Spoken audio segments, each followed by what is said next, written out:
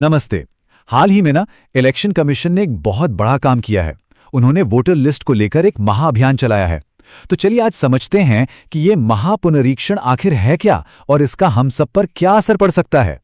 तो सबसे पहला और सीधा सवाल, कहीं किसी का नाम तो लिस्ट से नहीं कट गया? क्योंकि देखिए, इस पूरी प्रक्रिया में लाखों लोगों के नाम वोटर्स लिस्ट से हटाए गए हैं। तो ये जानना बहुत जरूरी हो जाता है कि आखिर ये कौन लोग हैं जिनके नाम हटाए गए हैं। हाँ, ये आंकड़ा सच में चौंकाने वाला है।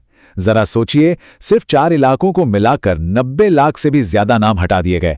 मतलब ये संख्या तो कई छोटे छोटे देशों की पूरी आबादी से भी ज्यादा है। इससे अंदाजा लगता है कि यह अभियान कितना बड़ा था।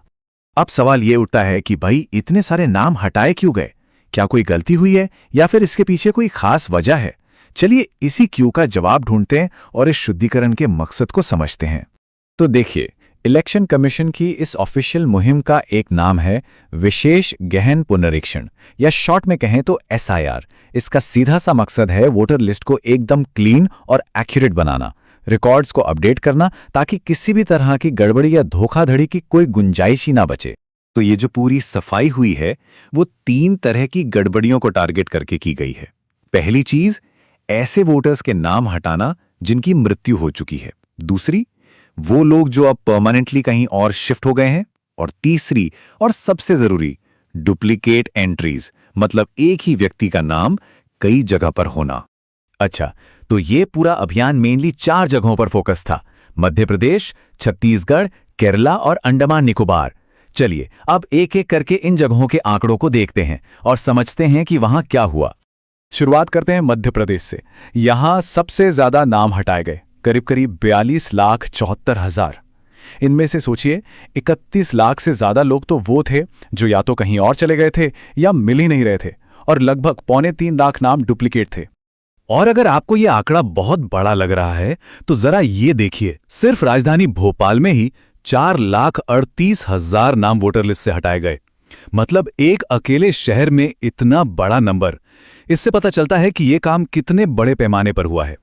मध्य प्रदेश के बाद नंबर आता है छत्तीसगढ़ का।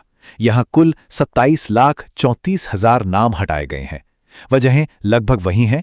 19 लाख से ज्यादा लोग परमानेंटली शिफ्ट हो गए, करीब 6.5 लाख लोगों की मृत्यु हो चुकी थी और लगभग 1,79,000 नाम डुप्लीकेट निकले। अब चलते हैं केरल की तरफ। वहां के चीफ इलेक्टोरल ऑफिसर ने बताया कि ड्राफ्ट लिस्ट से 24 लाख से ज्यादा वोटर्स के नाम हटाए गए हैं। और यहां भी कारण वही कॉमन थे, या तो वोटर दिए गए पते पर नहीं मिला या फिर उसके नाम कई जगह दर्ज थे। और आखिर में बात करते हैं यूनियन टेरिटरी अंडमान और निकोबार की। यहां भी करीब 52,000 नाम इसलिए हटाए गए क्योंकि लोग शिफ्ट हो गए थे। 9,000 से ज्यादा नाम मृत्यु की वजह से हटाए गए और करीब 3,000 नाम एक से ज्यादा बूथ पर रजिस्टर्ड थे।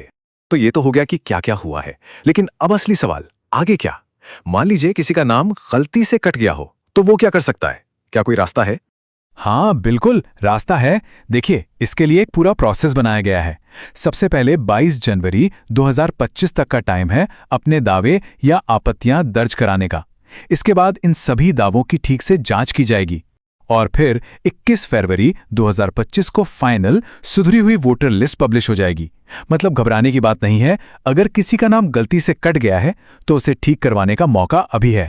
और ये जो पूरी मेहनत हुई है ये हमें एक बहुत ही बुनियादी सवाल पर लाकर खड़ा कर देती है। एक ऐसी वोटर लिस्ट जो एकदम साफ सुथरी हो, जिसमें कोई घोस्ट वोटर ना हो, कोई डुप्लीकेट नाम ना हो, वो एक मजबूत डेमोक्रेसी के लिए कितनी जरूरी है। जरा सोचिए, ये सवाल सिर्फ इलेक्शन कमीशन का नहीं, हम सबका है, हर एक नागरिक का है।